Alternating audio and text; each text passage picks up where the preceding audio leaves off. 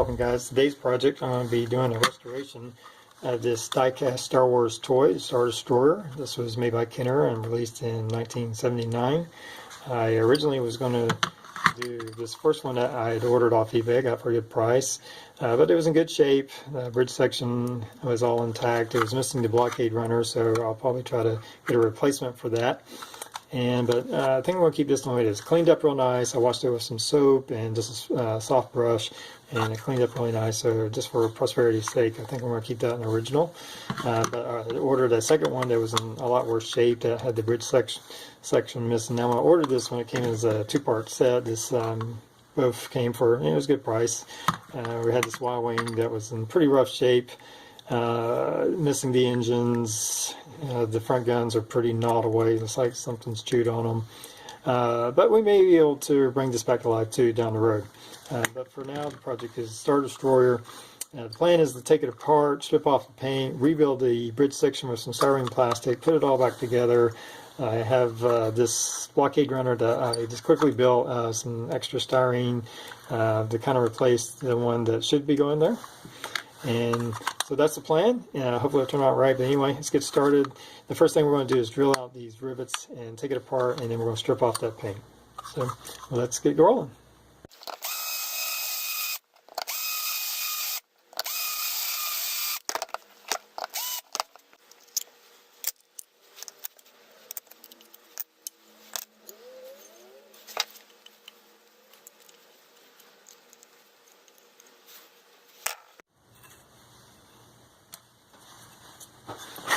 Alright, so there we go. I had to drill out the rivets here, and then had to actually cut the bottom of this thing in there. Was in pretty good, so I actually had to use my Dremel tool with a cutting bit and cut through that. So looks in really good shape. Really thick piece of die cast right here. The bottom's in good shape. I think we did a little damage on the plastic. Looks like we have some type of serial number here, maybe, and looking good. So it's first thing that we need to do now, or I guess the next thing we have to do, not the first, is we're going to put this in some stripper, and we're going to use a product called Safer Paint Varnish Stripper. This is a citrus stripper. It says no harsh fumes, safe for indoor use. I have tried this out. It will melt plastic, so you don't want to put it on plastic, but hopefully it'll be fine for this. So let's get going with this.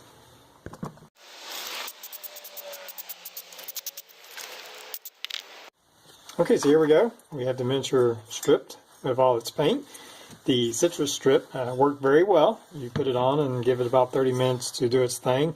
You can see the paint lifting up off of the metal, and then I took a paintbrush and some warm water and just brushed the rest off it. So it came off really easily. Looks good. I know there are some faster strippers, but this one works very well. So now we have to concentrate on redoing the bridge section. I've taken some strips of styrene and glued them all together to help make up what was the neck of the bridge section here. And we're going to have to kind of simulate the bridge section. And my plan right now is I'm taking these are strips of sheet styrene, and I got them all glued together. That'll give me a block, and from there I can sand and file it into that shape of the bridge. And then we'll add in some more details. I'm thinking for the deflector domes, I have these are like furniture screws for cheap furniture, where they kind of lock into place. As you can tell, I've already filled in the wedge with some putty, where you put the Phillips head screwdriver, and just some primer to kind of see how it's look.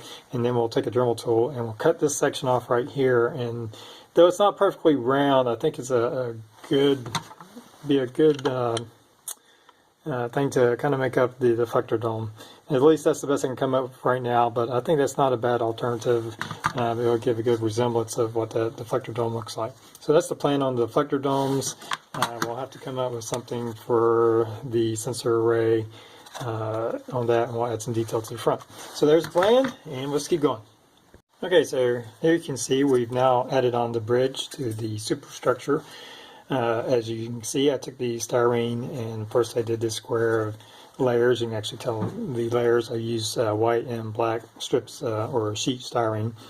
glued them all together, and then sanded it down into the shape that felt was fairly close. I think it's the size and shape is somewhat accurate. This is not accurate to the real thing at all, so we have a lot of leeway on that. Added in the tips of those screws that I talked about, filled it in, and added a little bit of detail with some little pieces of styrene, and then I went ahead and super glued it in there. Now there's a little bit of gap right here between the die cast and the plastic. It's also present in the toy itself, so I may just leave that way it is.